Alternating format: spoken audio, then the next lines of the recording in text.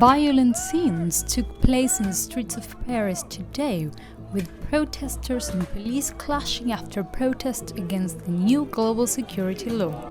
The demonstration had begun peacefully, with thousands denouncing police brutality and the new bill, which would prohibit the recording of police action and enable the use of drones in public spaces.